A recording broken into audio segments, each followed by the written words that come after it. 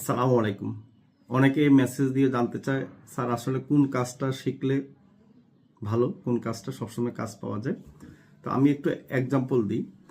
কিছু কাজ আছে আপনার শিখলে বেশি টাকা ইনকাম করা যায়, আর কিছু কাজ শিখলে আপনি কন্টিনিউ ইনকাম করতে পারবেন। যেমন আপনি যদি একজন গাড়ি মেকানিক হন, দেখা যাচ্ছে একটা গাড়ি ঠিক করতে ইঞ্জিনিয়ার অনেক টাকা নেয়। আপনি দেখা যায় একটা কাজের জন্য 5-10 হাজার টাকা নিতে পারবেন। ঠিক আছে, দেখা যায় এই কাজটা হচ্ছে সবসময় পাওয়া যায় না। আপনার গাড়ি কি সবসময় নষ্ট হয় না। আর আপনি যদি গাড়ির ড্রাইভার হন, তাহলে কি হবে, আপনাকে মান্থলি স্যালারি দিয়ে রাখবে।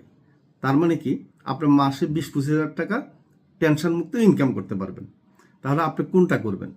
কারণ গাড়ি ড্রাইভারদের কন্টিনিউ চাকরি পাওয়া যায়, আর গাড়ি মেকানিকের জন্য আপনার হয়তো মাসে একবার বা 6 মাস পর একবার যেতে হবে। তো সেজন্য এই কাজটা শিখে ভালো, যে কাজ কন্টিনিউ আপনি কাজ পাবেন। ধন্যবাদ।